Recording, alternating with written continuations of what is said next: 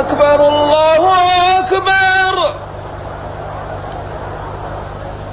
الله أكبر الله أكبر. بسم الله الرحمن الرحيم.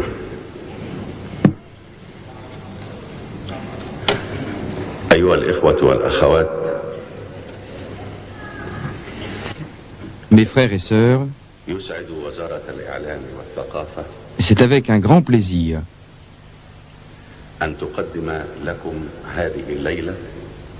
que le ministère de la Culture et de l'Information souhaite la bienvenue dans le cadre d'une série de conférences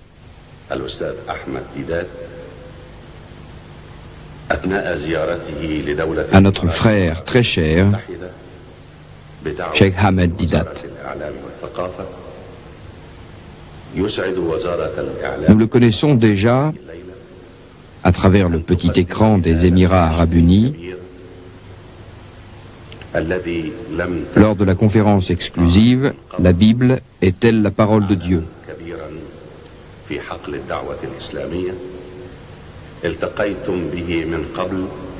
Cette assemblée n'avait jamais eu auparavant le privilège de l'accueillir.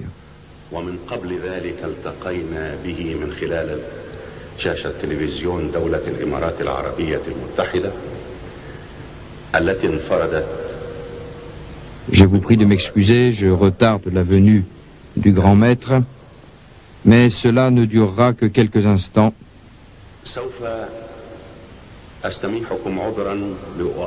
Celui de répondre aux questions qui nous ont été posées à son sujet au ministère. لأن كثيرا من الأسئلة قد طرحت عليه وعلينا في وزارة الإعلام للتعريف به. كثيرون تصوروا أنه Quelques-uns ont cru qu'il était un prêtre converti à l'islam et que le secret de ses connaissances de la Bible résidait en cela. وأن السر في دراسته العميقة وحفظه للإنجيل يعود إلى ذلك. ولكن الأخ En fait, M. Ahmed Deedat est né musulman, de parents et grands-parents musulmans.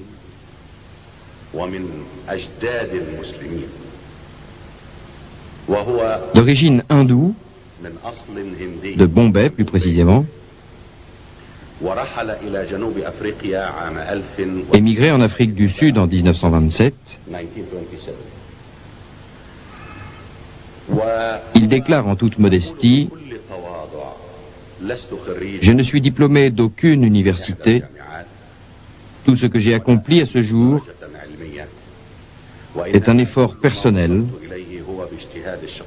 que j'ai dû soutenir en bon musulman face aux défis du monde extérieur.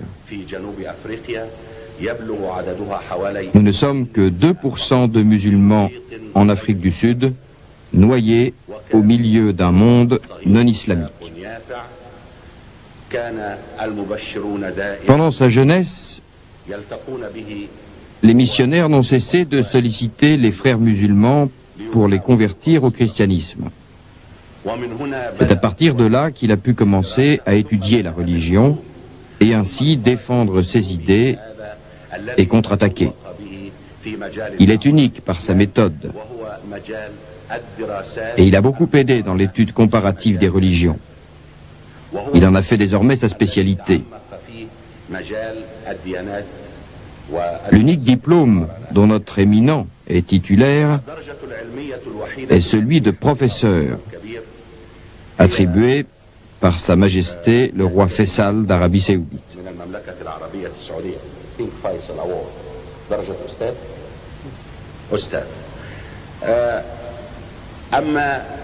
Après cette brève introduction sur notre grand invité de ce soir, laissez-moi vous donner le thème qu'il abordera. Le Coran, miracle des miracles. The subject is Quran, the miracle or a miracle of miracles.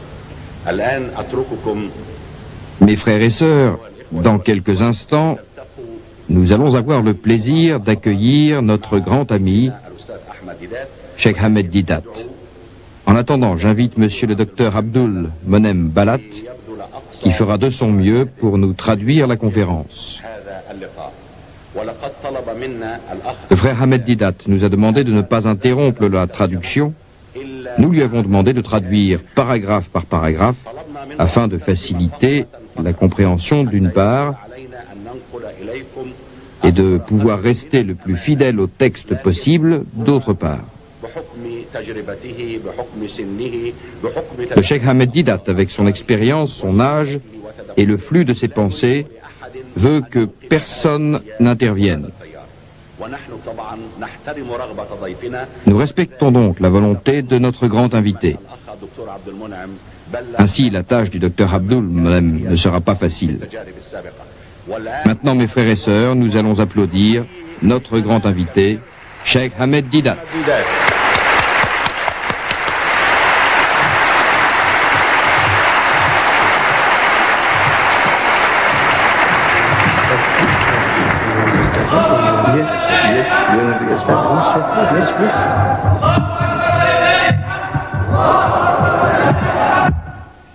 أعوذ بالله من الشيطان الرجيم بسم الله الرحمن الرحيم وقالوا لولا أنزل عليه آيات من ربه قل إنما الآيات عند الله وإنما أنا نذير مبين أولم يكفهم أنا أنزلنا عليك الكتاب يتلى عليهم إن في ذلك لرحمة وذكرى لقوم يؤمنون صدق الله العظيم. Monsieur le Président, mes chers frères et sœurs, le sujet est le Coran, miracle des miracles. Je viens de lire du Coran. Par la suite, j'expliquerai ce verset et ce qu'Allah le Très-Haut dit au sujet des miracles. Mais laissez-moi vous expliquer ce qu'est un miracle. Qu'est-ce qu'un miracle? Une mujisa. Un miracle, c'est une impossibilité. Quelque chose qui dépasse l'entendement humain, l'effort humain. Par exemple, l'un d'entre nous, au cours de cette rencontre, tombe inconscient et expire. On appelle un docteur qui confirme le décès de cette personne. Un autre docteur est aussi appelé pour donner son opinion. Il confirme également la mort de cette personne, emporter le corps et préparer les funérailles. Mais arrive alors un homme qui se consacre à Dieu, qui voit l'homme mort, le cadavre. Il dit « Koum bismillah » éveille-toi, lève-toi, au nom de Dieu. Et la personne se lève, vivante et en bonne santé. Alors nous disons, c'est un miracle, parce que c'est une impossibilité certifiée par deux docteurs qui sont supposés ne pas avoir menti. Un miracle. Et supposez que l'homme était mort depuis 3 jours et mis à la morgue. Après 3 jours, quelqu'un vient, le corps étant devenu dur comme de la pierre, il frappe sur la caisse et dit « Koum bismillah » lève-toi au nom de Dieu, et l'homme sort de chez les morts, de la morgue. Nous disons que c'est un plus grand miracle, c'est une plus grande impossibilité. Mais après que le corps a été enterré, qu'on a mis le corps dans la tombe, si quelqu'un crie « Koum bismillah » et que la personne se lève de la tombe vivante et en bonne santé, c'est un miracle encore plus grand. Plus c'est impossible, plus le miracle est grand. J'espère que tout le monde pourra accepter une telle définition. Dans ce sens, le Coran est un miracle d'éloquence. En effet, vous savez, les nations avant l'islam avaient déjà reçu des prophètes. Et l'humanité avait tendance à demander des preuves par des actes surnaturels.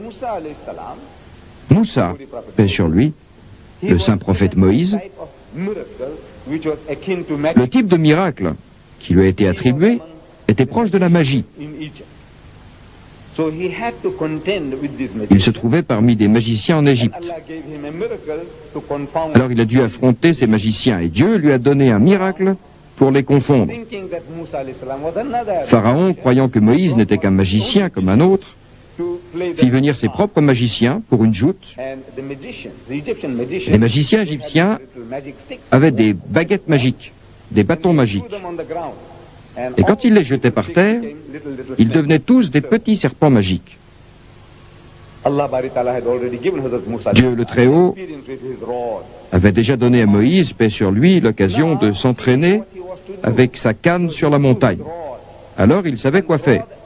Il la jeta et la canne se transforma en un serpent. Et ce serpent avala tous les petits serpents des Égyptiens. Et Moïse, paix sur lui, ramassa alors son serpent qui redevint une canne. Les magiciens égyptiens réalisèrent que ce n'était pas de la magie, ni de l'hypnotisme, ni du mesmérisme. Parce que pour hypnotiser quelqu'un, il faut jeter un sort. Il faut montrer à quelqu'un ce qui n'existe pas, ou créer une illusion.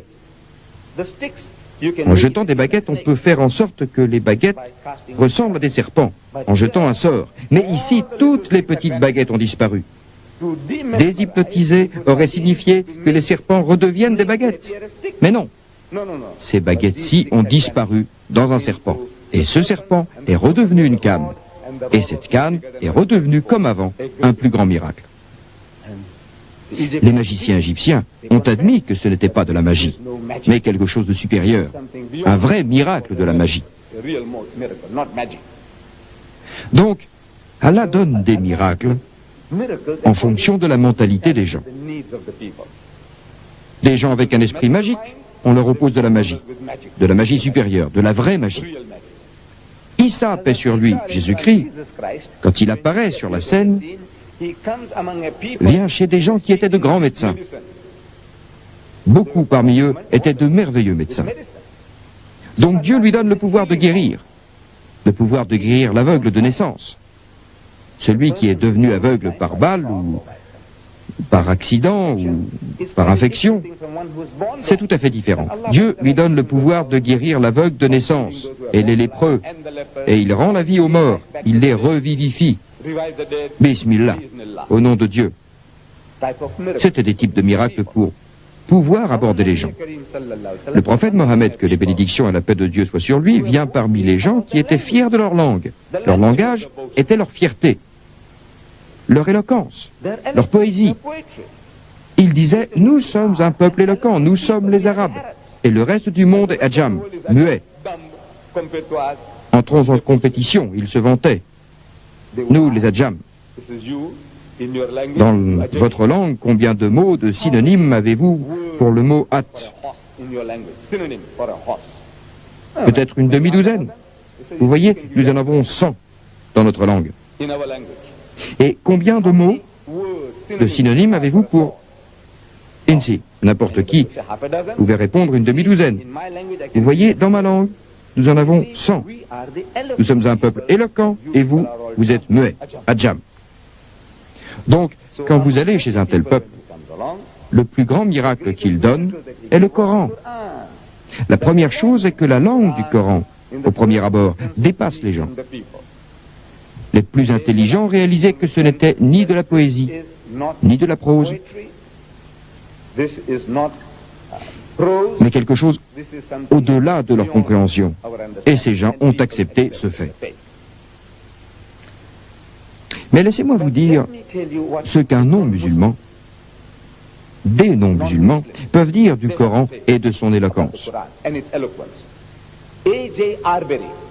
A.J. Bell, un Anglais qui a traduit le Saint-Coran en anglais, dit dans sa préface, « Chaque fois que j'entends psalmodier le Coran, c'est un étranger qui a juste étudié l'arabe. L'arabe n'est pas sa langue maternelle. Et il dit, chaque fois que j'entends psalmodier le Coran, cela veut dire, joliment récité, c'est comme aller écouter de la musique. Et le rythme de cette mélodie fluide La descente répétée et les coups insistants du tambour, ce sont comme les battements de mon cœur. On ne peut pas s'empêcher de respirer plus fort sur les ondulations du Coran. Le révérend Buster Smith, un missionnaire chrétien, qui a écrit un livre sur Mohammed, le mohammédanisme, dit dans son livre sur notre prophète, paix sur lui et sur le Saint-Coran, lui-même illettré, un roumi, sachant à peine lire et écrire, il a été l'auteur d'un livre. Nous ne sommes pas d'accord. Le prophète, que les bénédictions et la paix de Dieu soient sur lui, n'est pas l'auteur du livre. Mais il dit, selon sa croyance, que Mohammed, paix sur lui, est l'auteur de ce livre. C'est un poème, un code de loi, un livre de prière et une Bible tout à la fois. Et aussi la référence jusqu'à nos jours pour un sixième de toute la race humaine. Un miracle. Un miracle dans la pureté du style, dans la sagesse et la vérité. C'est un miracle revendiqué par Mohammed, un miracle renouvelé tous les jours, l'appelle-t-il. Un miracle vraiment, sans aucun doute, c'est un miracle. Et lui-même certifie que c'est vraiment un miracle. Et Dieu attire votre attention. Ceci, je vais le lire dans le Saint-Coran, sourate de l'araignée, chapitre 29. Dieu dit, et ils disent, pour les complices, s'il n'y avait pas un signe, un miracle, une mujiza, donné par son Seigneur, c'est une demande. Ils avaient entendu parler des miracles de Moïse, ils avaient entendu parler des miracles de Jésus, maintenant ils veulent une performance similaire du prophète de l'islam. Ainsi, par exemple, ils demandaient au prophète Mohammed un numéro remarquable. Ils pensaient se moquer de lui. Ils disaient, regarde Mohammed, tu dis que tu es un prophète de Dieu, pourquoi ne fais-tu pas de miracle? Comme les prophètes anciens, comme cette montagne d'Uhud, un peu plus loin que la Mecque, pourquoi ne la changes-tu pas en or? Alors nous saurions que tu es un vrai homme de Dieu. Ou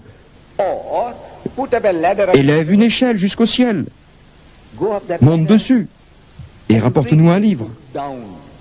Alors, nous admettrons que tu es vraiment un messager de Dieu. Ou fais couler un fleuve dans le désert, alors nous croirons que tu es quelqu'un auquel nous pouvons nous fier. Et ils disent, en réponse à cela, Allah lui fait dire,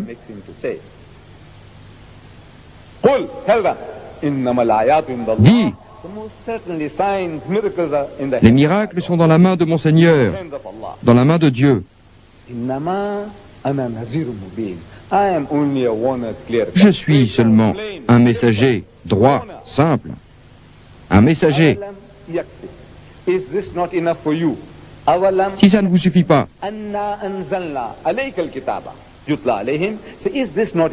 à toi, un ummi, qui ne sait ni lire ni écrire, tu leur répètes le livre. Si ce n'est pas assez comme miracle, vous connaissez cet enfant, Mohammed. Il a grandi sous vos yeux. Et jusqu'à 40 ans, il était comme un de vos enfants. Vous connaissez tous ses faits et gestes, tout ce qu'il a fait. Vous savez tout de lui. Et cet homme qui a toute sa tête vient maintenant vous répéter le livre. Si cela ne vous suffit pas comme miracle, le livre lui-même, dit Dieu, est un miracle. Et c'est vraiment un miracle. Un miracle. En l'occurrence, nous, musulmans, nous croyons que ce livre, Dieu le Très-Haut l'a révélé au saint prophète Mohammed, paix sur lui. Les ennemis de l'islam sont d'accord que ceci est le livre que Mohammed a laissé. Mettez-les devant l'évidence. Ils disent que c'est le livre que Mohammed a laissé, mais ils disent que ce n'est pas là le halam d'Allah.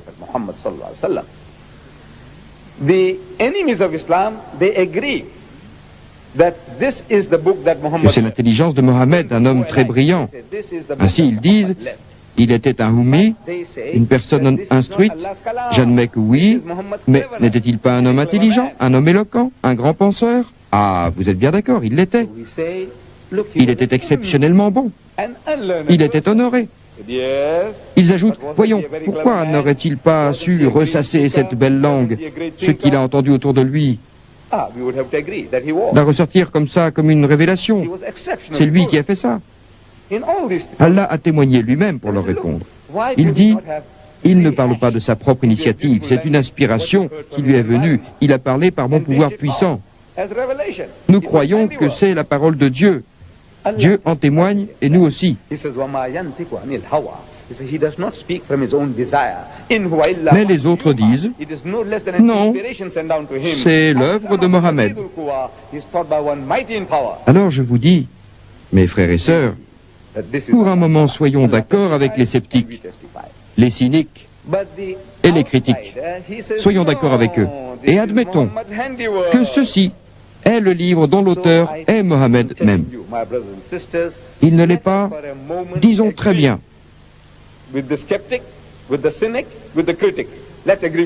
Donc vous dites que ceci est la production de Mohammed. Ils vont dire que oui. Alors je veux maintenant que vous admettiez avec moi que c'est le travail d'un seul homme, l'effort personnel d'un seul homme. S'il l'a fait, c'est l'œuvre de Mohammed. Nous n'avons pas la réputation d'admettre cela, que c'est son œuvre. Mais moi, je vous dis d'accord. Dans ce cas, j'ajoute, maintenant je vous présente ce livre dans sa réelle grandeur, dans sa vraie taille. Voilà donc le travail d'un seul homme. Vous avez ici une œuvre que vous dites être la parole de Dieu, la Bible. Cette Bible consiste en l'Ancien Testament, qui est le livre des Juifs, et le Nouveau Testament. L'Ancien et le Nouveau ont été mis ensemble par les chrétiens. Le Vieux et le Nouveau ensemble. Cette encyclopédie, appelée la Bible, il y a 66 livres dedans. On pourrait appeler des sourates. Dans le Coran, il y a 114 sourates. Eux, ils ont 66 livres, grands ou petits. Mais ces 66 livres ont 40 auteurs différents. C'est eux qui le disent. 40 personnes différentes ont écrit sous la forme de manuscrits. Quelle que soit leur forme, on les a rassemblés dans un grand livre. 40 personnes différentes ont écrit et ont été rassemblées pour faire ce livre. Et ceci est la production d'un seul homme. Si c'en est une,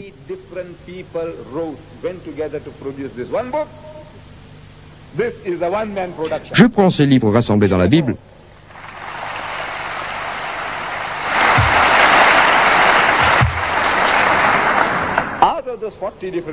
Le plus grand écrivain, l'écrivain le plus prolifique de tous, se nomme Saint Paul. Le vrai fondateur de la chrétienté, c'est Saint Paul. Ce Saint Paul a écrit plus de 50% des livres du Nouveau Testament. Il y a 27 livres dans le Nouveau Testament, et de ces 27, Paul en a écrit 14, plus de 50%. Mais ces 14 livres mis ensemble ne font pas plus que ce que je montre. Là, pas plus que ça. 14 livres ensemble. Le plus grand écrivain, l'écrivain le plus instruit, 14 livres. Voilà le travail d'un seul homme. Cette grandeur physique, nous disons que c'est un miracle. Et ce livre, le Coran, ne parle pas de n'importe quoi pour faire du remplissage. Non, non, non, non. C'est de la matière très concentrée, écrivant à l'humanité sur tous les aspects de la vie, résolvant tous les problèmes pour l'éternité dans tous les domaines.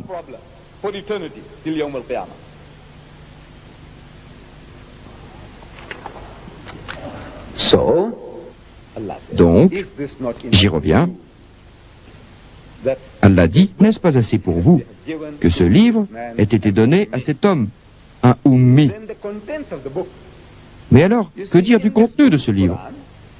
Vous savez, dans ce livre, le Coran, quelques-unes de ces choses que je vais vous démontrer, le sujet est si vaste qu'il faudrait plusieurs conférences pour nourrir, pour couvrir le sujet.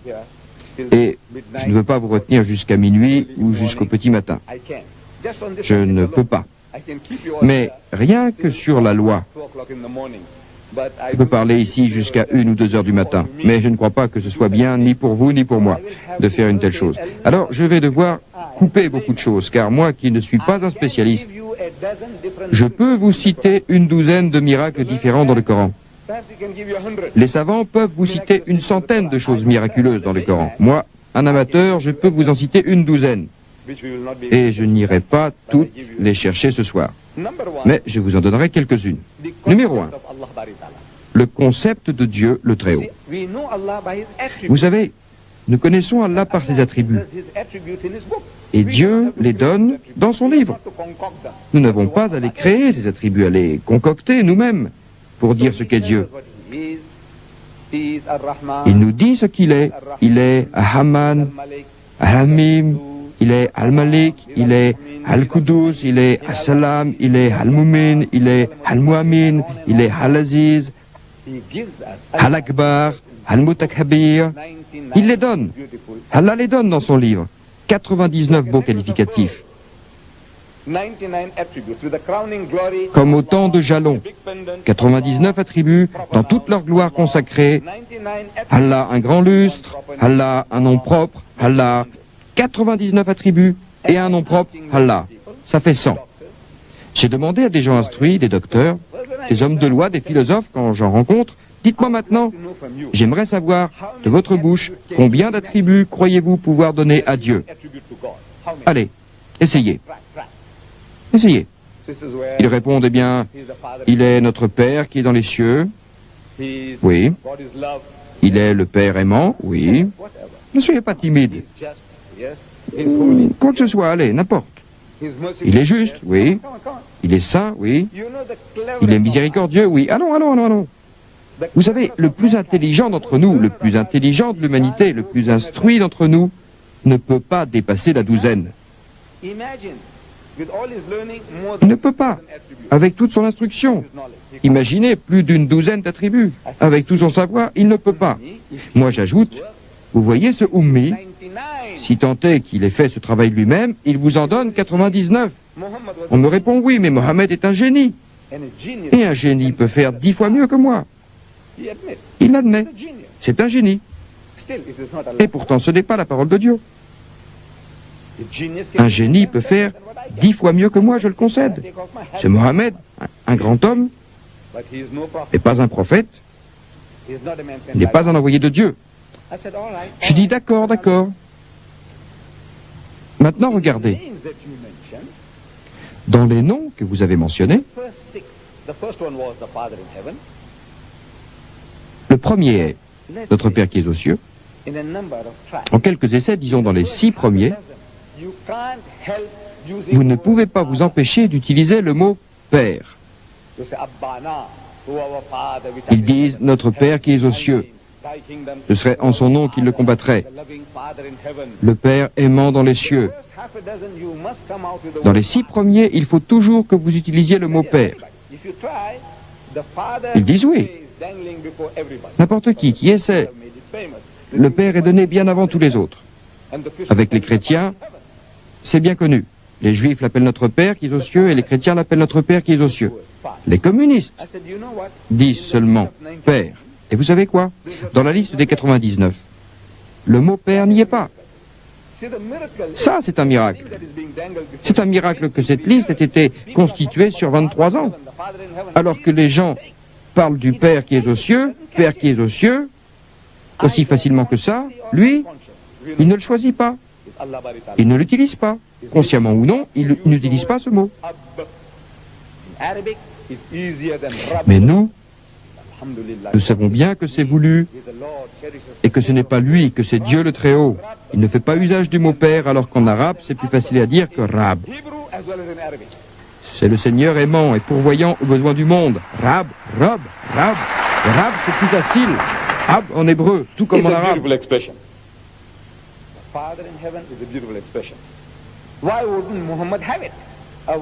C'est une très belle expression.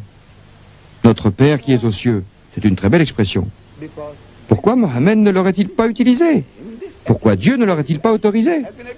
Vous savez pourquoi? Parce que ce mot ce nom, cet attribut, ce beau qualificatif, on en a abusé. C'est un très beau qualificatif, mais les mots ont tendance à changer de sens. De bons mots, des mots innocents, comme le mot camarade. Vous voyez ce mot camarade? C'est comme sahab, mon ami, mon compagnon, compagne, ami, en français, une personne que vous rencontrez souvent, avec qui vous mangez, c'est le compagnon. Compagnon de table, avec qui nous partageons le pain en toute fraternité. Beau mot, compagnon. Camarade, c'est beau. Et vous savez, aux États-Unis, si vous vous adressez à moi en m'appelant camarade Didat, la CIA et le FBI vont enquêter sur moi, m'arrêter et me fouiller, pour savoir quelle est ma philosophie, ce que je prêche. Vous le savez bien. J'espère que vous n'allez pas faire la même chose avec moi. Pourtant, c'est le mot. Le mot est beau. Regardez dans un dictionnaire, la signification dans un dictionnaire est innocente, bonne. Mais cela a d'autres associations d'idées dans l'esprit des gens.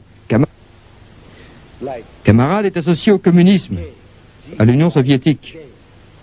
Et il y a d'autres mots comme gay, G-A-I, gay. C'est un beau mot. Quand j'étais jeune et que j'allais à l'école, on m'enseignait la poésie anglaise. Je m'en souviens encore. J'ai 70 ans et 4 jours et je m'en souviens encore. Les dames et les doux seigneurs gays sur la montagne toute la journée. Les dames et les doux seigneurs gays sur la montagne toute la journée. Beau mot, vous savez. Heureux et gai. Il est heureux et gai. C'est une personne joviale. Les dames et les messieurs, les femmes et les hommes, tous ce sont des gens très heureux, heureux et gais. Des gens joyeux, joviaux. Beau mot. Mais maintenant, ce mot a une connotation tout autre. En grandissant, j'ai lu les journaux. J'ai lu que ce mot gay semblait louche. Mais de quoi parlait-il? Gay. Gay. Ce n'est pas le gay que j'ai appris à l'école. Il y a quelque chose de louche. Pendant longtemps, je n'ai pas compris. Il y avait quelque chose de louche. Vous savez, chaque fois que je lisais le mot gay dans les journaux, je ne comprenais pas. Un si beau mot, qu'est-ce qu'il y a? De quoi parle-t-il? C'est louche. Pourquoi? Parce que j'utilisais ce mot gay. Aujourd'hui, si vous dites que le président de l'Assemblée est heureux et gay, vous savez ce que ça veut dire? You see, innocent word. Vous voyez, des mots innocents, de beaux mots, ont une toute autre connotation. Dieu dit dans le Coran,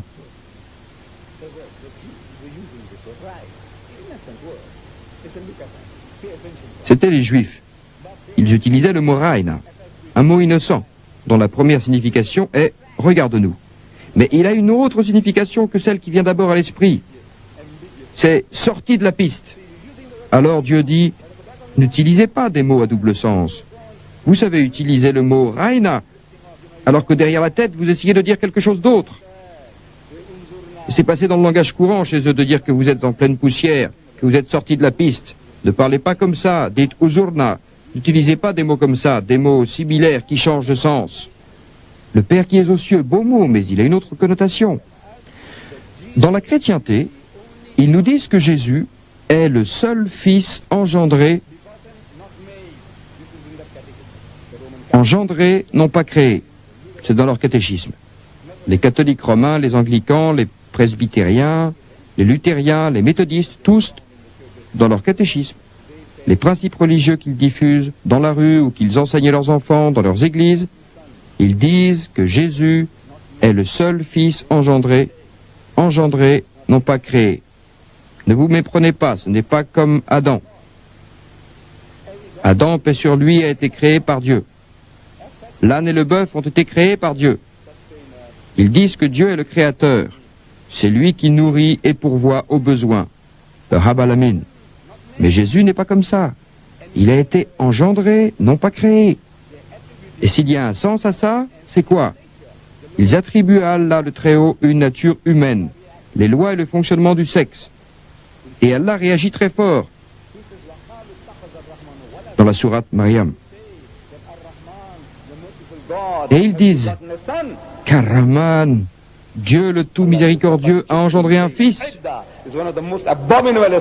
Dieu dit quelle abominable association ils commettent. C'est la pire des injures que vous puissiez trouver. La pire des injures. Vous voulez l'injurier? C'est la pire des choses que vous puissiez dire, qu'Allah a eu un fils. Vous lui attribuez une nature humaine, les lois et le fonctionnement du sexe. Le ciel en a presque craqué, et la terre va presque se fendre, et les montagnes s'effondrer.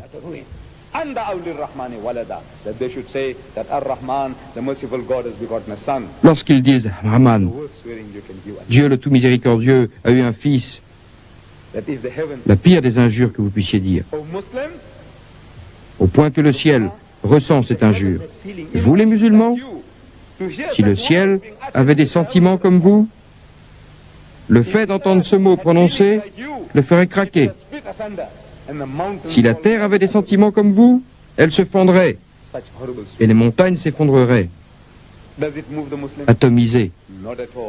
Quelle injure horrible vous faites au Très-Haut. Est-ce que cela émeut les musulmans? Pas du tout. Cela n'émeut personne. C'est étonnant.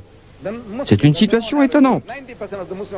Vous voyez dans le monde non arabe, les musulmans du monde non arabe, 90% des musulmans du monde ne sont pas arabes. Ils ne connaissent pas l'arabe. On nous a appris le Coran par la lecture, nous le lisons. Parfois, nous le lisons d'une façon bien plus belle que beaucoup d'arabes. Certains sont hafiz. Ils le connaissent en entier, par cœur. Mais nous n'en comprenons pas un mot. Nous lisons bien ces mots, mais nous ne savons pas ce qu'ils veulent dire. Mais le monde arabe, vous êtes plus de 100 millions, comprend ce qu'il dit, ce qu'il lit, de quoi il parle. Et ça n'émeut personne. Ça, c'est une situation étonnante, une chose étonnante.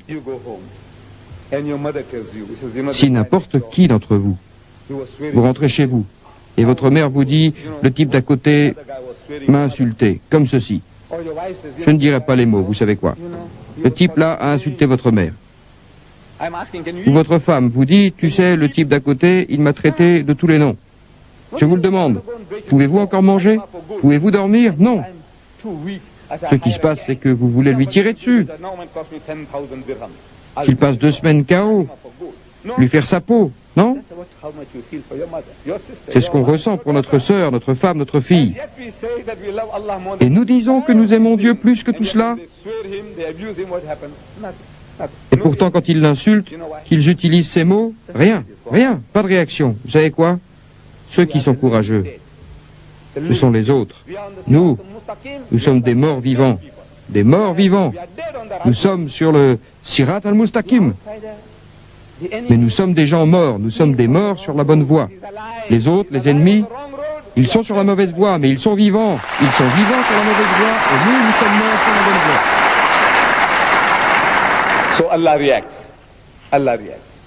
Alors Allah réagit. Allah réagit. La pire des injures que vous puissiez dire, c'est cela. Nous, que faudrait-il que nous fassions? Je réponds à cela, leur parler, le leur dire. Je ne dis pas de les injurier, de leur tirer dessus, de les tuer, de leur envoyer la troupe. Non, non, non, non, non. Allah dit, emploie, toi, par la sagesse, par l'exhortation douce, à appeler les hommes vers le Seigneur. Discute avec eux sur un ton modéré. Dieu seul peut discerner ceux qui s'écartent de sa voie et ceux qui la suivent de près. Et moi j'ajoute, tendez un hameçon. Je vais en Occident, je vais en Angleterre, je vais en Amérique et je leur parle. Je leur dis, vous savez, l'anglais est une langue étrangère pour moi, et ça l'est effectivement, c'est une langue étrangère. Je l'ai acquise. Saviez-vous, parce qu'ils ont conquis mon pays et que je suis allé dans une colonie britannique. Alors ils m'ont appris l'anglais et je parle anglais. Si les Français avaient conquis mon pays, j'aurais parlé français. Si les Espagnols avaient conquis mon pays, je parlerais espagnol. Mais vous, les Anglais, les anglophones, vous avez conquis mon pays, alors vous m'avez appris à parler l'anglais, bien que ce soit une langue étrangère pour moi. Je voudrais que vous m'aidiez, c'est votre propre langue. Vous dites dans votre catéchisme, Jésus est le seul Fils engendré. Engendré, non pas créé. Je dis, s'il vous plaît, expliquez-moi ce que vous essayez de mettre en évidence. Vous voulez dire quelque chose de spécial? Vous voyez, je peux appeler ce jeune homme et dire, tu es mon fils, et je suis sûr que l'enfant ne se fâchera pas. Ni son père ni sa mère ne se fâchera si je l'appelle mon fils. Et si quelqu'un me demande s'il est vraiment mon fils, je dois répondre non. Vous voyez, ce jeune homme, je l'aime depuis qu'il est enfant. Il vient me rendre visite comme un petit-fils, c'est pourquoi je l'appelle mon fils. Et il m'aime comme un père ou comme un grand-père ou comme un vieil oncle. Il m'appelle mon oncle ou grand-père, c'est la même chose. C'est une relation. Et si au lieu de cela, je réponds, oui, il est le fils que j'ai engendré, vous voyez ce que je suis en train de dire? Ce que j'insinue? J'insinue que c'est un enfant illégitime et qu'il n'est pas le fils de son père mais le mien, que je suis responsable de sa naissance. La pire des injures à faire, c'est ça. Si vous savez ce que cela veut dire. Donc, je veux simplement savoir sur quoi vous voulez mettre l'accent, c'est tout. Que pouvez-vous me dire, s'il vous plaît? Expliquez-moi.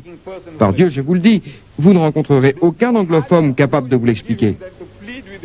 Vous ne pouvez rien lui demander de plus difficile que de le supplier de vous expliquer ce qu'il essaie de dire, ce qu'il veut dire quand il dit engendrer, non pas créer. Que voulez-vous me dire par là? Comment cela se fait-il? Dites-le-moi. Celui qui s'est approché le plus d'une tentative de réponse, c'est un Américain. Vous savez, les Américains sont assez militants. Oui. Il faut être entraîné, ils s'accrochent. Et les gens combatifs, c'est un bon matériau. C'est le meilleur matériau à battre. Pas diplomate. Ils battent la campagne, ils se battent sans vous donner des coups par derrière. Pas hypocrite, ils vont droit au but. Et mènent une bataille intellectuelle. Et les Américains sont bons là-dedans. Ils sont comme ça. Cet Américain, je l'ai rencontré alors qu'il visitait la mosquée. Il se trouve que j'étais avec d'autres dans la plus grande mosquée de l'hémisphère sud, dans ma ville, à Durban. J'ai discuté avec lui, et quand nous avons abordé le sujet, je lui ai posé la question, puisque je l'avais déjà posée, mais que personne ne savait y répondre. Je lui ai demandé à cet Américain, que voulez-vous dire quand vous dites engendrer, non pas créer? Voulez-vous bien m'expliquer? Il a dit oui, cela veut dire qu'il descend de Dieu. Quoi? Il dit, je ne veux pas dire cela, mais puisque vous me demandez ce que cela veut dire, je vous le dis.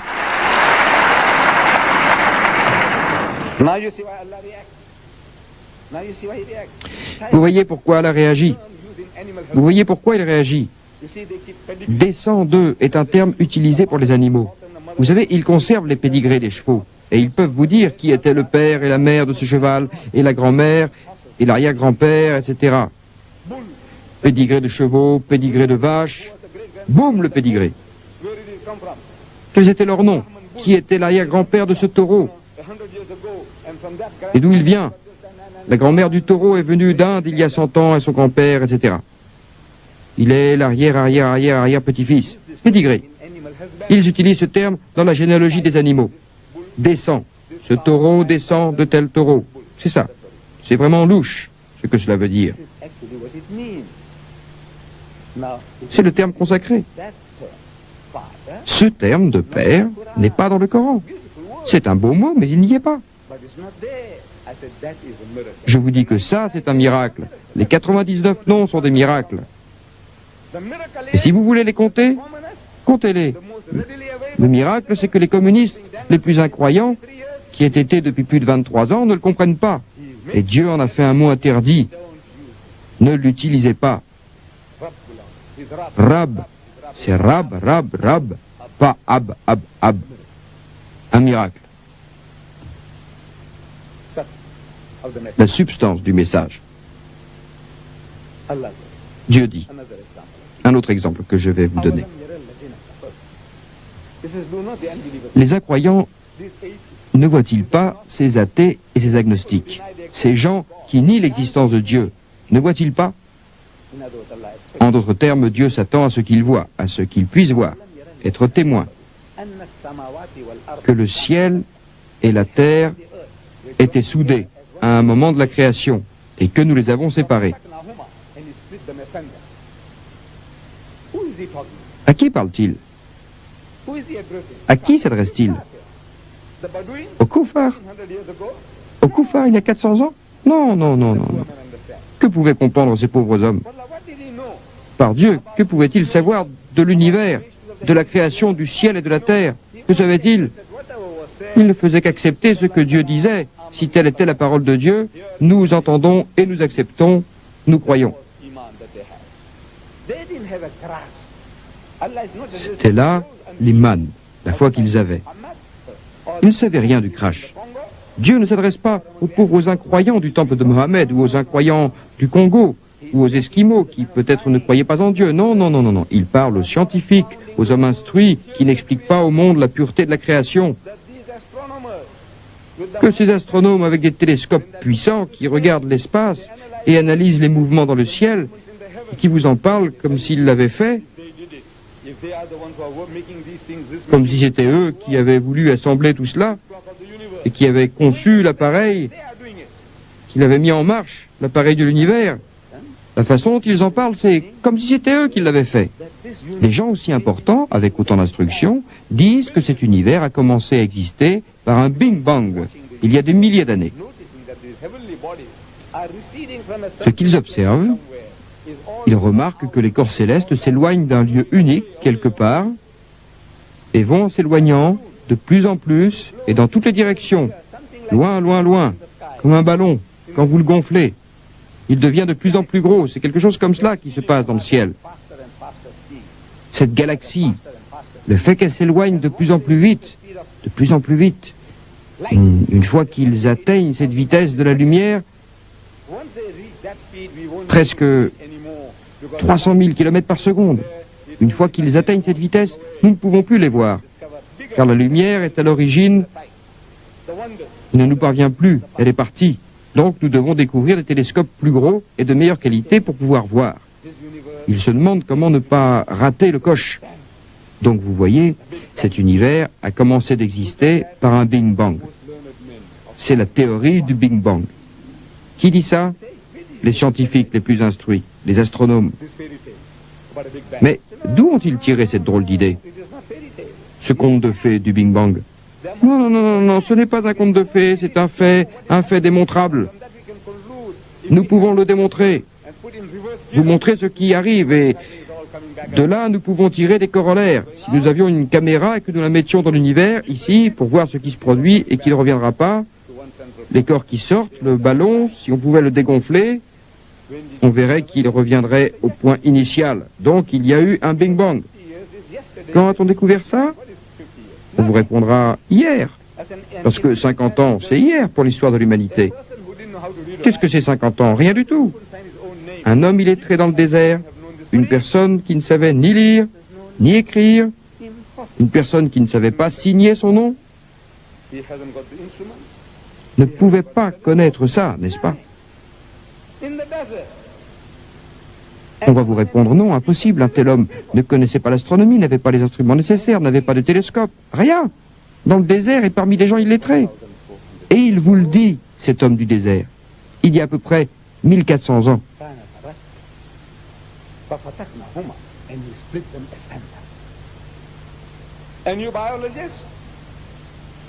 Et nous les avons séparés. Et vous doutez encore? Il y a des gens qui étudient les mononucléaires, les micro-protozoaires, les amibes. Ils disent, vous savez, la vie au début était dans la mer, dans l'eau. Sans cette eau, pas de vie. Et ils ajoutent, regardez, nous regardons en arrière dans le temps, dans l'espace, c'est comme ça que la vie a commencé. Dans le temps, quand l'eau était une masse, il ne pouvait rien y avoir de vivant ici. Tout était en ébullition et il a fallu des millions d'années. Les niveaux d'eau montaient et descendaient, le niveau d'eau montait et descendait, refluant, et la vie a commencé. Ça a pris des millions d'années, des germes, des protovies, et tout cela a commencé. À un moment, il n'y avait rien, et tout a commencé. D'où la vie est-elle venue? On dit que c'est de l'eau. Alors, une action chimique, le soleil a joué son rôle, et la vie a commencé. Comment avons-nous découvert cela? Hier. C'était il y a 50 ans, c'est hier dans l'histoire de l'humanité. Et un homme illettré dans le désert ne pouvait pas connaître ça. Non, non. Écoutez. Et il a fait de l'eau toutes choses vivantes.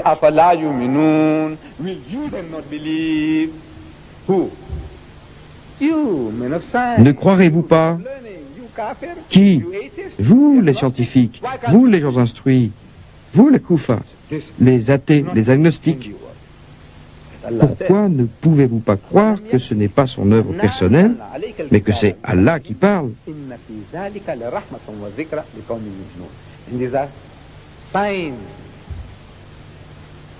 Pour cela, une bénédiction et un rappel pour les gens qui croient.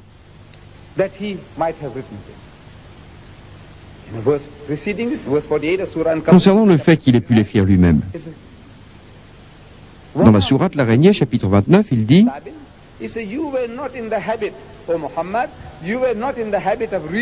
tu n'avais pas l'habitude, Mohammed, de lire ainsi dans les livres. Et tu n'écrivais pas de ta main droite. Auquel cas, ces discours auraient été vains. Ces discussions sur la place du marché auraient pu les faire douter, mais Mohammed n'était pas un homme instruit. Ils auraient dit: vous voyez, il est allé dans une université, et maintenant il vous raconte tout ça. Il triche. Oui, on aurait pu avoir des doutes s'il était allé à l'école, s'il avait eu des connaissances, une compréhension des sciences. Rien de tout ça. Allah te montre qu'il t'a choisi pour t'envoyer lire des prophéties aux gens. C'est surprenant. Il choisit une nation complètement ignorante. Dans toute l'Arabie, il n'y avait même pas une demi-douzaine de gens capables de lire ou d'écrire. Dans toute l'Arabie, cette nation était illettrée jusqu'à la moelle. Et il a choisi un prophète illettré. Vous savez pourquoi? C'est pour vous prouver que c'est ma parole, que c'est moi qui parle.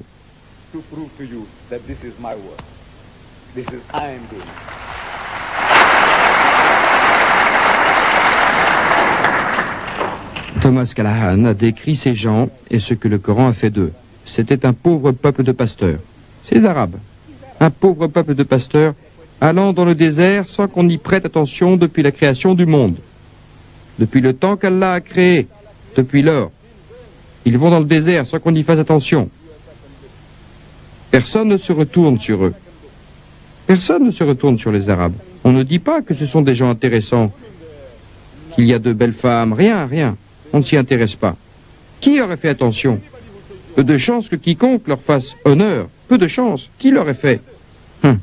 Des gens qui tombaient amoureux de leur belle-mère, qui enterraient leur fille vivante, qui dévalisaient le butin ou de petites choses, qui s'entretuaient l'un l'autre, des cannibales. Qui s'y serait intéressé? Alexandre le Grand est passé à côté d'eux. Les Perses passaient à côté d'eux. Les Romans passaient à côté d'eux. Et personne ne s'intéressait à ces déchets humains. Il dit un pauvre peuple de pasteurs. Thomas Callahan dit un pauvre peuple de pasteurs allant dans le désert sans qu'on y prête attention depuis la création du monde. Voyez, ceux à qui on ne faisait pas attention deviennent intéressants. Ces petits sont devenus plus grands. Et en un siècle après cela, l'Arabie régnait sur Grenade d'un côté et Delhi de l'autre. Grâce à la fabuleuse séduction, au génie éclairé, l'Arabie brillait sur une grande partie du monde. La croyance est grande, elle porte la vie. L'histoire de la nation devient pleine de fierté, la vie y est remarquable, la croyance est remarquable. N'est-ce pas comme une étincelle, et le monde n'est plus noir et insensé. Et voilà que le sang surgit et explose plus loin, très haut dans le ciel, de Delhi à Grenade. Grâce à quoi? À ce livre de valeur. Ces pasteurs et conducteurs de chameaux, un de leurs cousins, un juif, écrivant un ouvrage de médecine, mais il a son idée.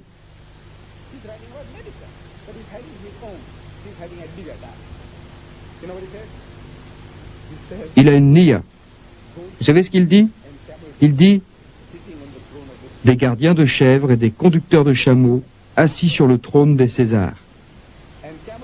Des gardiens de chèvres et des conducteurs de chameaux assis sur le trône des Césars. C'est l'œuvre de Dieu. Vous voyez, ce n'est pas vous. Vous ne pouvez pas faire cela. Allah vous humilie. Voilà ce que moi je peux faire. Vous vous croyez grand, mais je dis qu'ils peuvent former une tribu plus grande encore. Ils ont pu voir que vous, des gardiens de chèvres et des conducteurs de chameaux, Allah vous a rendu suprême. Il a fait que vous gouverniez la moitié du monde connu. C'est le livre. C'est ce qu'il a fait, et il dit, faites de même une autre fois. Le livre, c'est le miracle des miracles. Un autre exemple. Dans la sourate Yassine, chapitre 36, verset 36, Dieu décrit la sexualité dans le règne végétal et dans le règne animal. Et il dit des choses que nous ne connaissons pas, qui ont été découvertes récemment. Il dit, gloire à lui qui a créé des couples dans toutes choses, de ce que fait pousser sur la terre, dans le règne végétal, chez vous-même, dans le règne animal, et de ce que vous ne connaissez pas. Des couples de toutes choses. C'est une découverte récente. Les plantes et même les fleurs ont un sexe. Il y a des fleurs qui sont à la fois mâles et femelles. Et il y a des plantes qui ont des sexes séparés, comme le palmier dattier. Les arbres mâles sont différents des arbres femelles. Et bien sûr, les Arabes ne connaissaient pas ça. Nous ne le savions pas. L'humanité ne le savait pas.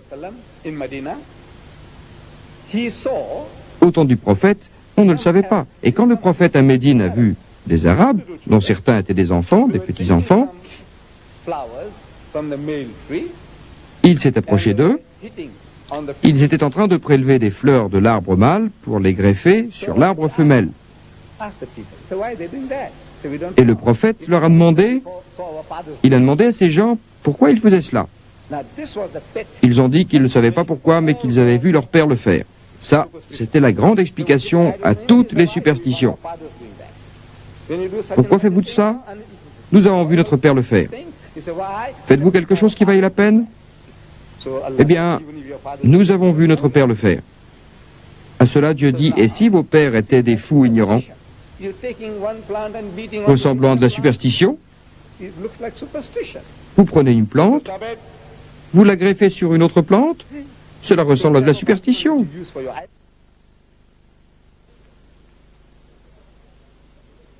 Like superstition. So it's a stop it. See, the same type of argument which you use for your idol worship, now using for this. Stop it. Vous dites ce que papa faisait est utile pour vous, vous dites ce que papa faisait est utile pour vous aussi, arrêtez. Alors ils ont arrêté. Et il y a eu une mauvaise récolte.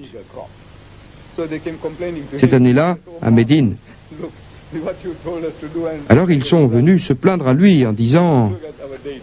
voilà, regarde ce que tu nous as dit de faire, regarde à quoi ça ressemble, He said, look, you carry on. regarde nos dates. Of the plant. He didn't know. I don't Alors le prophète, paix sur lui, a dit, d'accord, plant and this is the vous pouvez continuer à greffer les plantes. how they discovered by accident Ils ne savaient pas que telle plante était une plante mâle et telle autre une plante femelle. fruit in abundance. Eux, les Arabes, ils avaient découvert par hasard que parfois, de deux arbres, l'un était plus gros que l'autre, était abandonné, et ils disaient, celui-là est très bon. Didn't know about pollination. Et ils commençaient à semer, à le laisser pousser. Puis ils découvraient qu'il ne fallait pas faire ça, parce qu'ils ne savaient rien du rôle des abeilles et du vent. Plant can't come and walk and meet the female plant. Mais ce n'est pas aussi efficace que si vous le mettez dans une entaille, parce que si vous les faites se rencontrer physiquement, la plante mâle vient rencontrer la plante femelle. Ate one day and C'est la même chose pour la papaye. the season I threw in my garden. C'est bon, j'en ai planté, j'aime beaucoup en manger, alors j'en ai mis 2 dans mon jardin. Ces 2 arbres ont commencé à pousser. Je ne sais pas comment vous l'appelez, non c'est popo, papayer, In time Oui. they bore fruit. papaye. Very tasty. Il dit papaye. Bon. Ils ont commencé à pousser And I keep et à un certain moment à donner des fruits délicieux. Ils m'ont plu. Alors j'ai pris des graines et j'en ai planté de nouveau. Rien. J'ai continué à planter des graines. Il ne se passait rien. I tried and tried. Alors j'ai séché des graines dans la cendre et je les ai plantées. Et il ne s'est rien passé. Chaque moyen de traiter, j'ai essayé tous les moyens de traiter les graines, rien. Nothing is growing out of Et je n'y comprenais rien. Pourquoi? it. It looks perfect. Pourtant, les premiers avaient bien grandi. Mais là, rien ne sortait de mes graines. Or, les graines avaient l'air parfaites. Subhanallazi khalaqal azwaj Et kullaha. il m'a fallu longtemps pour découvrir ce que Dieu dit. The vegetable kingdom. When I found that the pawpaw tree, this papaya, there is a male tree and a female tree, like in the dates. The female Et j'ai trouvé que ces arbres à papaye around the trunk. avaient des arbres mâles et femelles, Small stalks comme les palmiers dattiers. small flowers. Un arbre femelle a des grosses fleurs qui poussent tout autour du tronc, et un arbre mâle a des petites souches, et au bout de ces petites souches, il y a des petites fleurs. Les abeilles et le vent font tout le travail de pollinisation. S'il y a un arbre mâle dans les environs, il y aura des fruits, mais s'il n'y a pas d'arbre mâle, vous pouvez avoir 100 arbres femelles, vous obtiendrez des fruits, mais les graines seront inutiles, sans valeur. On ne peut pas planter ces graines, vous ne pouvez rien en attendre, elles vieillissent sans rien donner. Il y a plus de 1400 ans, Dieu le Très-Haut, par l'intermédiaire de son prophète illettré, a dit « Gloire à lui ». Un miracle de science.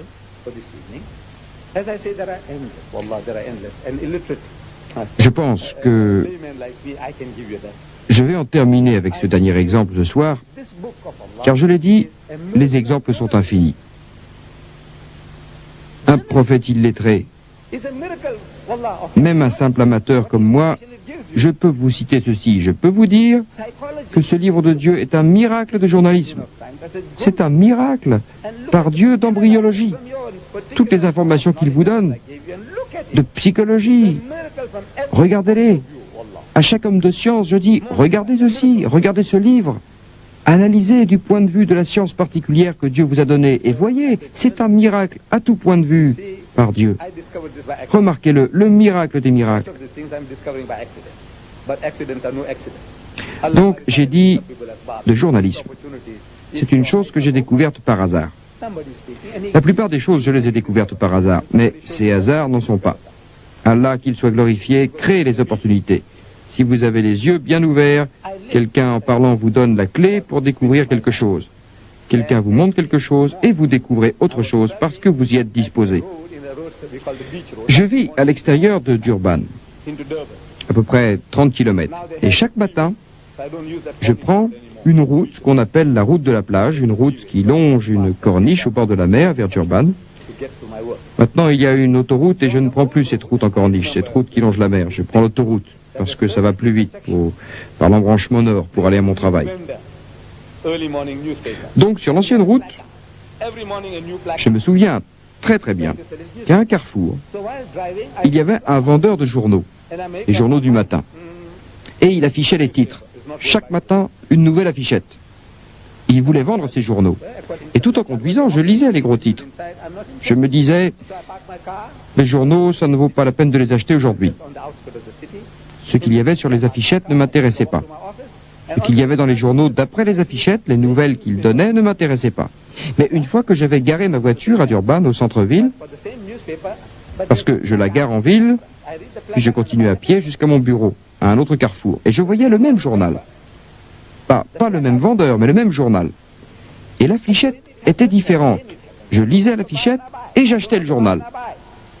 Le même journal du matin, mais l'affichette était différente. C'est arrivé souvent. Je ne voulais pas acheter, puis j'achetais quand même. Je ne voulais pas acheter, puis j'achetais quand même. Et j'essayais de comprendre pourquoi cela se produisait. Je ne voulais pas en acheter, pourtant j'achetais. Pourquoi? J'ai soudain réalisé. J'ai compris le truc. Le truc était qu'au carrefour dont j'ai parlé, sur la corniche, le quartier est un quartier blanc. Les Européens y vivent. Vous savez, nous sommes séparés selon les races. Et les affichettes plaidaient en faveur du leadership blanc. Elles faisaient en sorte que l'homme blanc morde à l'hameçon et achète le journal. Les affichettes s'adressaient à eux, aux blancs. Ça ne m'intéressait pas. On parle de Solar Bard, vous savez, une de nos athlètes de course à pied. Solar Bard, je ne m'intéresse pas. On dit qu'elle a gagné, et alors? Autre chose, sur quelqu'un d'autre. Un joueur de football a gagné $1 million, et alors? Ça ne m'intéresse pas. Mais en arrivant en ville, j'étais dans la zone indienne.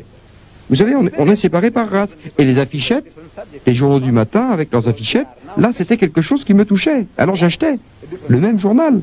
Pas un journal différent, mais ils avaient des articles différents sur des sujets différents. Ils ne trichaient pas.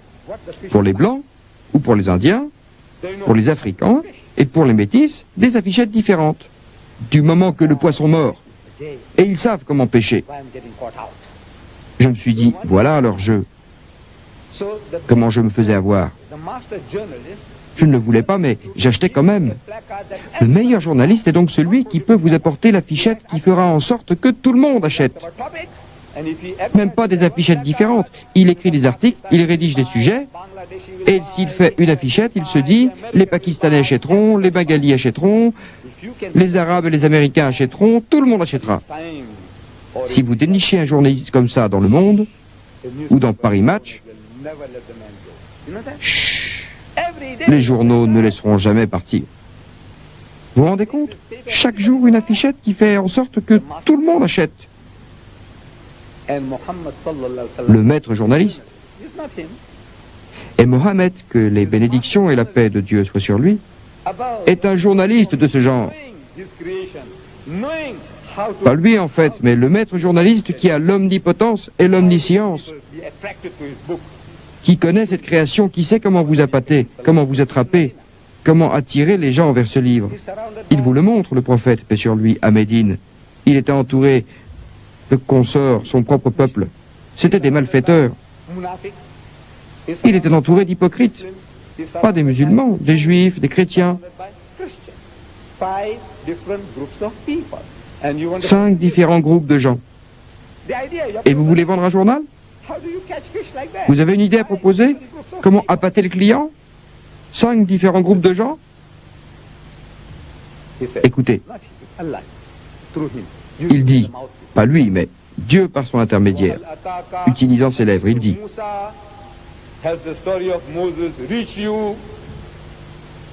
l'histoire de Moïse t'est-elle parvenue? Réfléchissez, c'est une affirmation. Et les Juifs veulent savoir en entendant ça. Que sait-il de Moïse, quoi? Voyons comment il va se ridiculiser. Et les chrétiens disent, allons, il veut labourer le même champ. Et les malfrats veulent savoir ce que les Juifs et les chrétiens vont lui faire. Et les musulmans assoiffés veulent savoir ce qu'il y a concernant Moïse. Chacun est attiré. Chacun veut acheter. Chacun veut savoir de quoi il s'agit. Et il dit, quand il vit un feu, ça c'est du journalisme, de l'action, de l'image. On peut visualiser la scène.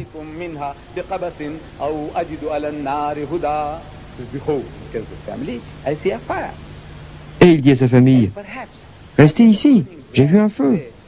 Et peut-être rapporterai-je une braise pour allumer un feu.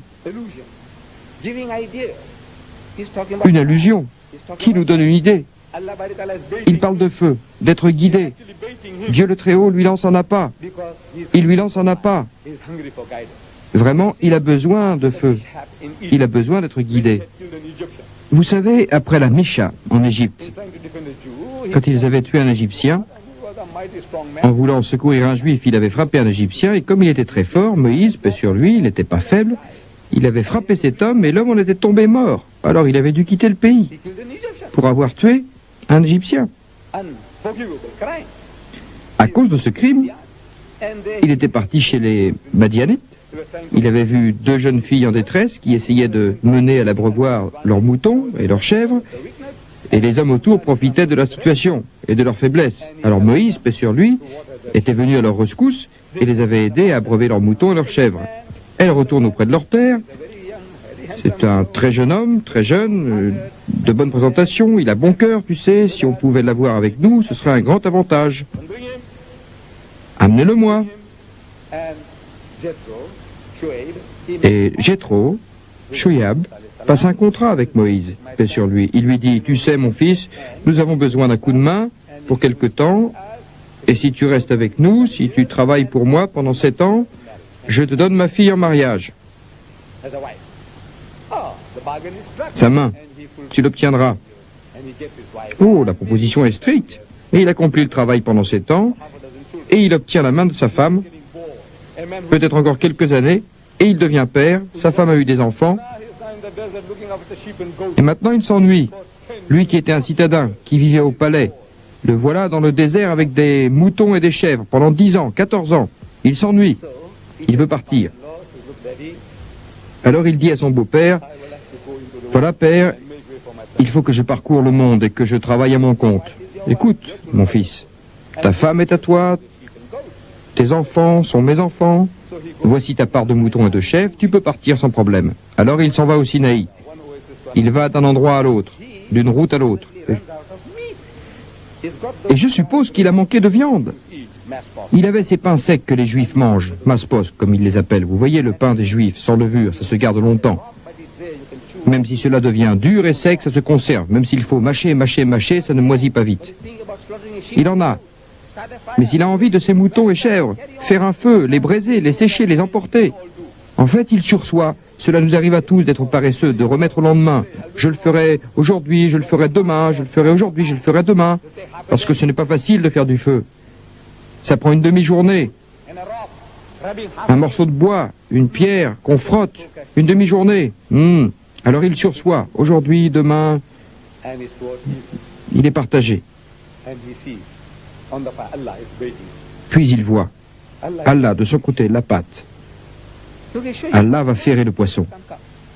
Laisse-moi te montrer ce que tu désires, dit-il. Tu peux venir, approche. Je veux te parler. Il croit que c'est un homme qui a fait du feu. Et il pense aussi lui demander quel est le prochain village, le prochain endroit vers lequel il se dirige. C'est ce qu'il veut, c'est ce qu'il souhaite. Alors il mord à l'appât. Alors il dit à sa famille, voilà, j'ai vu un feu, peut-être pourrais-je en ramener une braise brûlante, un charbon brûlant, et alors, comme c'est facile de commencer, pchit, pchit, et voilà du feu, purement et simplement, facilement. Il souhaite qu'on lui indique le chemin pour la prochaine oasis. C'est ce chemin-là, mon ami, bonne réputation, bonne personne, des gens hospitaliers, vous avez encore 3 jours par là, 2 jours par là, et vous allez rencontrer des gens bien. Allah veut lui donner du feu, une rencontre, mais lui pense à un autre feu, à une autre rencontre, illusion.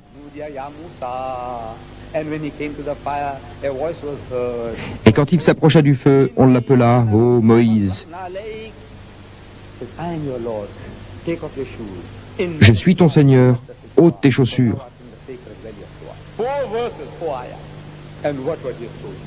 Car tu es dans la vallée sacrée de Toa. 4 versets pour décrire la scène, un miracle de journalisme. Comme ça attire les gens. Vous écoutez le message, l'affichette. T'est-il parvenu l'histoire de Moïse et l'allusion au feu, le feu qui brûle dans le cœur des hommes depuis 3000 ans? Un guide, oui, guide l'humanité depuis des milliers d'années. Allah, c'est le miracle des miracles. Maintenant, pour nous, que représente ce livre? Ce livre est la parole de Dieu. Nous n'en doutons pas. Et Dieu le Très-Haut lance un défi à l'humanité, aux gens qui sont sceptiques, qui ne croient pas. Dis, si les humains et les génies s'unissaient les uns aux autres pour apporter quelque chose de semblable à ce Coran, ils n'apporteraient pas son pareil, même s'ils se soutenaient mutuellement.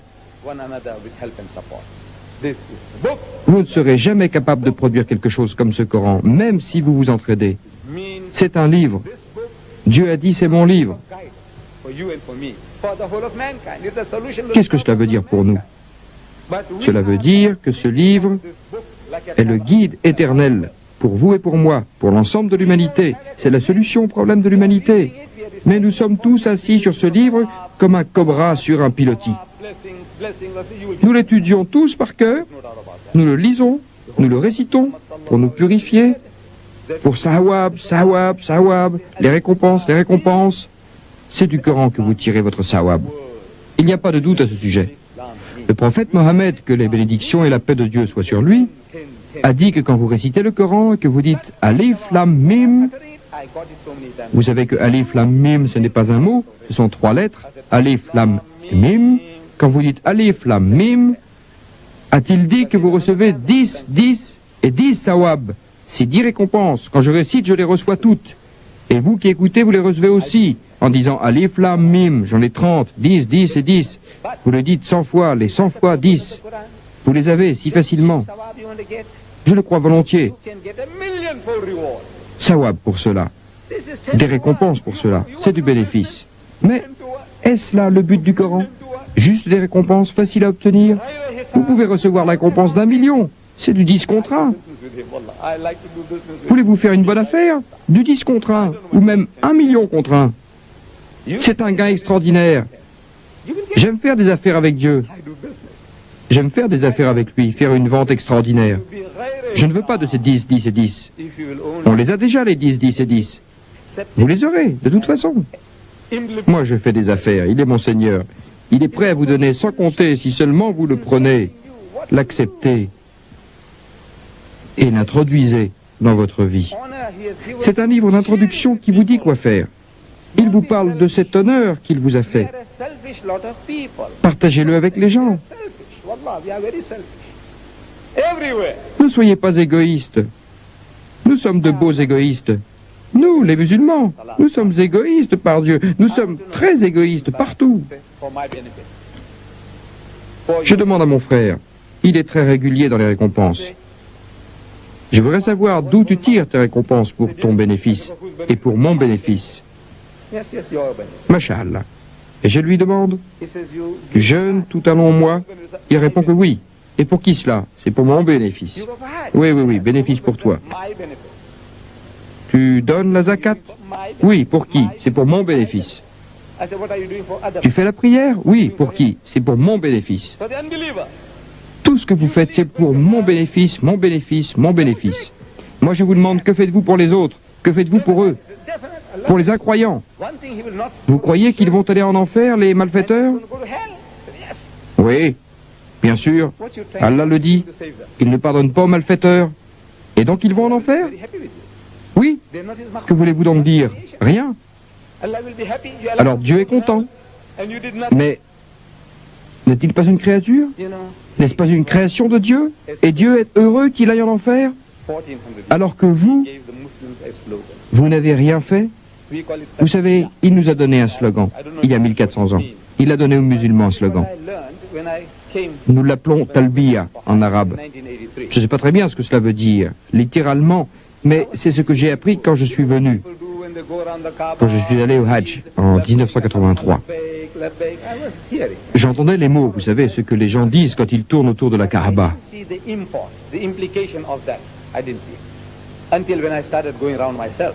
J'ai appris ça, mais je ne voyais pas ce que cela impliquait. Je ne le voyais pas. Jusqu'à ce que je commence à faire les circonvolutions moi-même.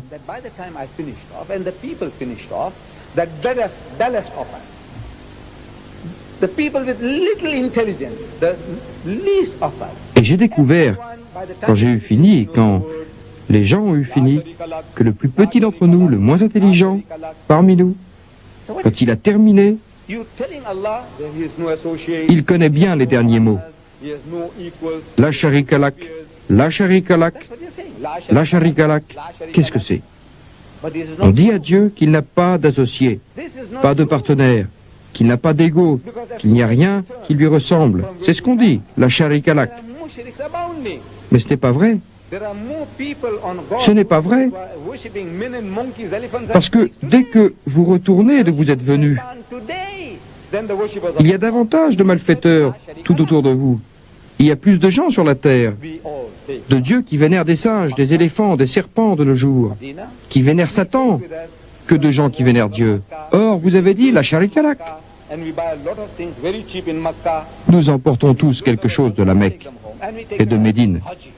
Nous emportons de l'eau de Zemzem de la Mecque, des dattes de la Mecque, et nous achetons un tas de choses, très bon marché à la Mecque.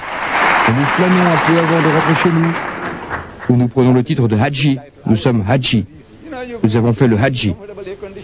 À l'époque, je croyais que ce titre était facilement donné. Vous savez, prendre l'avion, voyager dans un avion, à air conditionné, être dans un hôtel avec l'air conditionné, et on devient un Haji.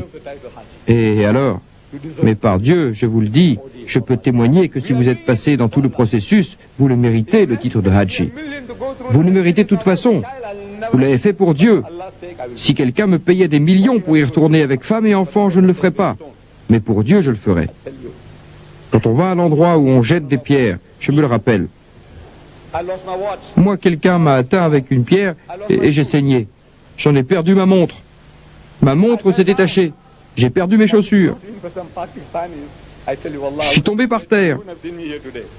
Et je peux vous le dire, si ça n'avait pas été des Pakistanais, s'il n'y avait pas eu les Pakistanais, je vous le dis par Dieu, je serais mort ou à l'hôpital aujourd'hui. Parce que quand on tombe, on ne peut pas se relever. Je peux vous dire que si vous tombez là-bas, c'est fini pour vous. Ce sont des Pakistanais qui m'ont aidé. Et j'ai aussi perdu $1000 qui étaient dans une grosse ceinture que je portais. Tout en cash. Et ils sont sortis. Un peu avant, le jour avant, ce matin-là, j'étais sorti et j'ai vu quelque chose. Là, chut, nous sommes allés sur la route. Ma femme, ma fille et moi. Et j'ai vu des gens comme s'ils étaient sur du feu. Des gens, vous savez, qui étaient en train de charger, vous savez, comme les taureaux. Des gens qui se tenaient les uns aux autres et qui se frayaient un chemin au milieu des autres, en poussant. Et je me suis demandé pourquoi il fallait aller jeter des pierres sur des bornes alors qu'il y avait tous ces satans humains autour de moi. Par Dieu, des satans tout autour. Alors nous avons battu en retraite. Mais nous devions passer de toute façon par tout le processus qui fait à Hadji, qui fait de toi un Hadji. Alors nous avons fait une seconde tentative, et c'est lors de cette seconde tentative que tout ça est arrivé. Nous ne l'aurions pas fait pour 1 million, mais pour Allah nous l'avons fait. C'est pourquoi je dis que je mérite bien le titre de Hadji, ok? Ne perdons pas de temps à parler de moi. C'est ça que nous ramenons, un peu d'eau, des dattes, des marchandises et un titre. Mais la talbiya, cette talbiya, vous avez dit la sharika lak, c'est le slogan. Les Nations Unies ont différentes commissions, et chaque année, elles se fixent un slogan. C'est l'année de l'eau, épargnez-la, utilisez-la mais n'en abusez pas.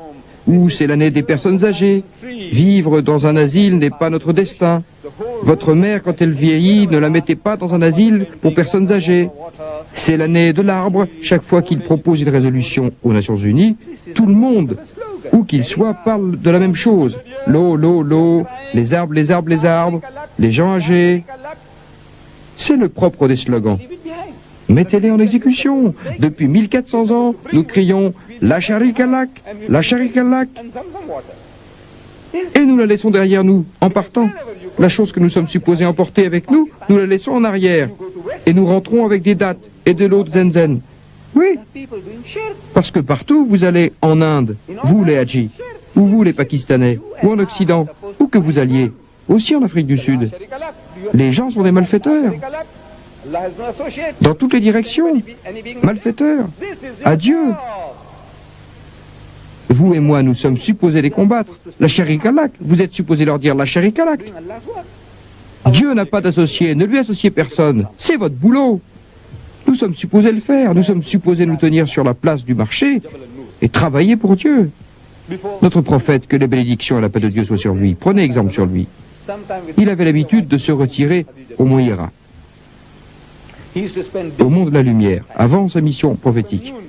Parfois seul, parfois avec son épouse, la mère des croyants. Il passait des jours et des semaines à méditer, à communier avec le Tout-Puissant. Ce qui s'y passait réellement, les détails, je ne les connais pas. Je ne connais pas les détails de son expérience vécue. Ce n'est qu'après qu'il a commencé sa mission prophétique que nous avons des détails. Ce n'est qu'après sa nubuwa que nous avons des détails. Mais ce qui s'est passé entre lui et son Seigneur, je ne sais pas. Quoi qu'il en soit, le 27 Ramadan, ne commencez pas à me questionner concernant le 27, c'est la date généralement acceptée. Le 27 Ramadan, alors qu'il avait 40 ans, Dieu lui a envoyé son ange. Lui a envoyé Djibril. Et à cette occasion, il lui a commandé dans sa langue maternelle, Igra, c'est-à-dire lis, ou récite, ou répète. Mais notre prophète, que les bénédictions et la paix de Dieu soient sur lui, est un illettré. Et il répond en disant, c'est un témoignage du fait qu'il ne savait pas lire. Il dit, je ne suis pas instruit. Alors l'ange de Dieu lui commande une seconde fois de lire, Igra, à nouveau, et il plaide. Il est terrifié. La troisième fois, l'ange de Dieu dit, lis au nom de ton Seigneur qui t'a créé. Parce qu'en arabe, ce mot Igra veut dire, ce que tu dois faire est de répéter. On t'a dit Igra, il faut le comprendre comme lire, réciter, répéter. Et il répète les mots. Lis au nom de ton Seigneur ou de celui qui prend soin de toi, qui a créé l'être humain d'un caillot de sang. Il dit, lis et ton Seigneur est plein de générosité. Il dit, lui qui a enseigné l'usage de la plume. Et il dit, dit qui a enseigné à l'être humain ce qu'il ne savait pas. Et dès que l'ange est parti, il reste terrifié, transpirant de partout. Il court à la maison, à 5 km au sud, retrouve la mère des croyants, Khadija, et lui dit « Couvre-moi, couvre-moi ». Quand il revient à lui, il lui explique ce qu'il a vu, ce qu'il a entendu. Mais à partir de ce jour-là, il n'est plus retourné à la montagne. Voilà son exemple. Il n'y est plus jamais retourné. Non, fini. Le mont Hira, fini. Qu'est-ce que cela veut dire? Il est sur la place du marché. Il est dans le bazar, dans le souk. Que fait-il? Il aborde les gens. Ah, salam alaikum. Wa alaykum al-salam. D'où venez-vous? Du Yémen. Il dit, vous savez, Allah m'a révélé qu'il n'y a qu'un seul Dieu et que je suis son messager. Un autre homme vient. Salam alaikum. D'où êtes-vous? Il répond, de Yatib, l'ancien nom de Médine. Il dit, Allah m'a révélé qu'il n'y a qu'un seul Dieu et que je suis son messager. Et vous savez, il l'appelait Majnoun. Et Allah a dû témoigner. Par la grâce de Dieu, votre compagnon n'est pas fou ni possédé. Il le croyait fou. Mais il faisait son boulot, son œuvre. C'est ce que vous et moi sommes supposés faire. Dieu dit, et certainement dans le messager de Dieu, il y a pour vous le meilleur exemple. Voilà l'exemple qu'il a laissé. Vous et moi, nous sommes supposés nous tenir sur la place du marché et proclamer l'unicité de Dieu. Tous les malfaiteurs qui m'entourent et qui vous entourent, appelez-les, dites « Oh mon Dieu, la sharika lak ». Aux chrétiens autour de vous, dites « Oh mon Dieu, la sharika lak ». Aux juifs autour de vous, dites « La sharika lak ». Aux bouddhistes autour de vous, dites « La sharika lak ». C'est votre boulot, mon boulot, mais je sais que ça vous terrifie.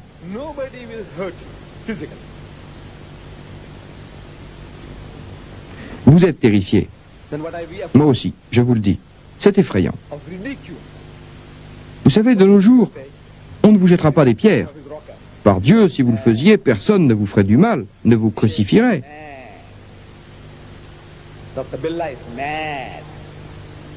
Alors, de quoi avons-nous peur? Du ridicule. Du « qu'en dira-t-on » Qu'est-ce que les gens vont dire? Ils vont dire que Didat devient gâteux. Il est fait pétrifié à cette idée. Moi je vous dis, vous savez, il y a une autre façon de faire. Vous pouvez vous sortir de cette difficulté, nous l'avons découvert. On dit que la nécessité est la mère de l'invention. La nécessité.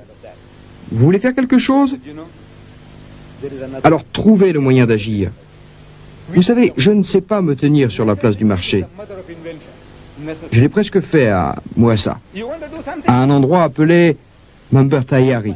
Les gens qui connaissent Mombasa le connaissent. Il y a là un arrêt de bus. J'ai fait savoir que j'étais là, à l'arrêt de bus, sur un tambour. Je suis monté sur le tambour et j'ai commencé une conférence. Il y a eu des gens qui étaient d'accord et qui m'ont encouragé. Mais à Durban, je n'ose pas. À Londres, je n'ose pas le faire. Je l'ai fait là-bas parce que tout le monde était fou, comme moi. Alors ça n'avait pas d'importance. J'ai dit que la seconde chose, la nécessité est la mère de l'invention. Nous avons inventé une idée. De nos jours, nous savons capturer les bons génies. Dans l'ancien temps, on parlait des djinns. Ce sont des êtres qu'on peut appeler et à qui on demande de faire des choses. Comme Aladdin et la lampe merveilleuse. Vous frottez la lampe et les djinns viennent vous demander ce qu'ils peuvent faire pour vous. Les djinns modernes qui sont dans votre contrôle, ces djinns qui obéissent, ce sont les stations de télévision, de radio et les écrans vidéo. C'est ça, les djinns sous votre contrôle. Je peux les utiliser, et vous aussi. Regardez, c'est si facile. Regardez à Durban, dans ce pays, l'Afrique du Sud. Vous savez, le pays de l'apartheid. Un pays raciste, très oppresseur. Le monde entier le trouve dégoûtant. Cette nation est dégoûtante. Ma nation est dégoûtante. Mais cette nation me donne cette liberté. Regardez. Elle me donne cette liberté. Dans les rues, dans les magasins, dans les bazars. Regardez ce que je fais. Je mets un écran vidéo à la fenêtre.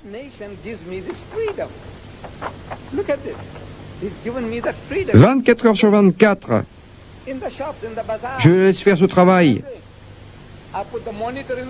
Et il parle 10 heures par jour, 20 heures par jour, cette machine. Je laisse cette machine faire le travail. Ils sont sous mon contrôle, les voilà. Est-ce qu'on me trouve fou? Non, on ne le pense pas. Et personne n'y trouve à redire. Personne ne me dit Dida, t'es fou. Personne ne le dit. Parce que ce n'est pas moi qui suis là. Je fais le travail sur le marché. Ça, c'est à l'extérieur. C'est à l'extérieur parce que à l'intérieur, tout est plein. Voici une autre photo. À l'extérieur, les musulmans et non-musulmans écoutent le message que j'ai enregistré. Et ils écoutent le message. À l'intérieur de la boutique,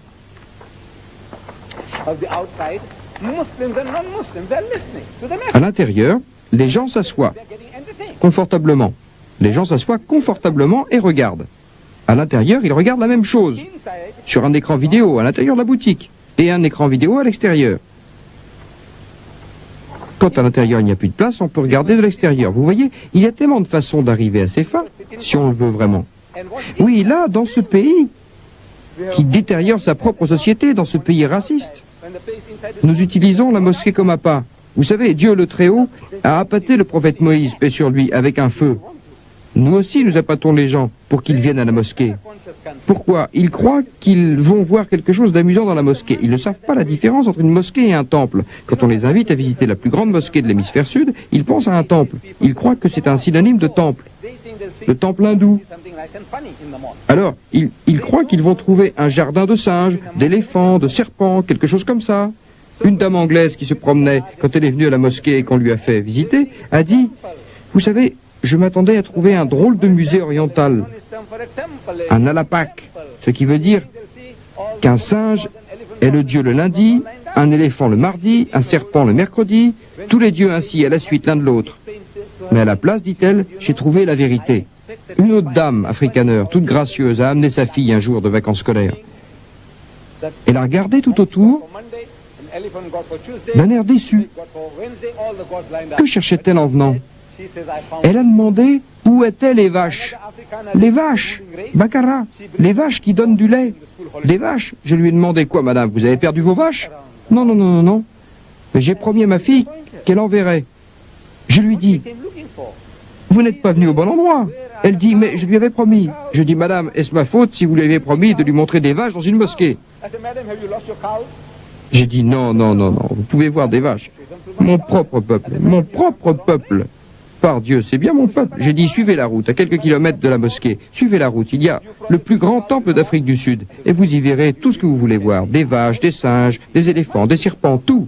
C'est mon peuple. Ils me ressemblent. Nous parlons la même langue. Ils ont le même nom que moi. Vous savez, Morarji Desai, vous connaissez ce nom? Il était le premier ministre de la plus grande démocratie du monde. C'est mon oncle maternel. Nous l'appelons Mamou. Il boit sa propre urine 6 à 8 fois par jour. C'est ma nation. J'en ai pas honte. Grâce à Dieu qui m'en a fait sortir, ça j'en suis fier. Il y a des Arabes, vous savez, grâce à Dieu, qui sont venus dans ma région, qui ont parlé à mon peuple. Ils étaient venus faire du commerce, et il s'est fait que mes ancêtres ont dit, vous êtes des gens bien, nous voulons devenir comme vous. Ils ont répondu, c'est facile, donnez votre main, et mes ancêtres ont tendu la main et sont devenus musulmans. S'il n'y avait pas eu les Arabes, l'urine de vache coulerait encore sur moi. Oui, c'est pour ça que mon père, chaque fois qu'il rencontrait un Arabe, quand il était jeune, lui serrait la main, la lui embrassait, et je devais embrasser la main de chaque Arabe. Mon père me rappelait, s'il n'y avait pas eu ces gens, nous serions encore comme nos cousins. Voilà, il cherche donc des vaches dans la mosquée. Il cherche un spectacle. C'est une occasion à saisir. Grâce à Dieu, c'est une bonne occasion pour leur expliquer. Il n'y a pas de meilleur endroit pour transmettre le message qu'à la mosquée. C'est pour cela que nous faisons de la mosquée une attraction. Et alors, un Africain, un homme qui est méprisé en Afrique du Sud, le plus oublié des êtres, au bas de l'échelle, en Afrique du Sud, cet Africain parle aux enfants européens, blancs, juifs et chrétiens. Il leur parle de l'unicité de Dieu. Vous savez, ils ne sont pas venus pour ça, pour une leçon de théologie. Ils sont venus là pour s'amuser. avec une connaissance superficielle de l'islam. Et nous faisons notre boulot. Si vous voulez faire du boulot, par Dieu, je vous le dis, il y a de multiples possibilités. C'est à vous de le faire, chers frères et sœurs, et nous avons besoin de votre aide pour mener l'action à bien. Commencez à ouvrir votre bouche. Partagez le savoir que Dieu vous a donné, et en cela, il n'y a pas besoin d'être un expert. Si vous connaissez un seul fait concernant le prophète, paix et bénédiction de Dieu sur lui, et il le dit lui-même, transmettez le message le concernant. Même si vous ne connaissez qu'un verset, qu'une seule chose, transmettez-la. Parlez seulement de cette chose. Parlez, parlez, parlez. Et Allah vous donnera plus. C'est le secret de l'apprentissage. Donnez ce que vous avez, et Allah vous en rendra l'équivalent et plus. Sur ces mots, Monsieur le Président et mes chers frères et sœurs, je suis très reconnaissant au département de l'information de m'avoir donné cette merveilleuse opportunité de venir vous parler. En fait, je viens dans cette partie du monde pour remercier ceux qui m'ont aidé, m'ont projeté vers l'Amérique, m'ont propulsé en Amérique pour mener la bataille contre ce géant Goliath, Jimmy Swaggart. Je suis venu. Jimmy Swaggart, I had come along.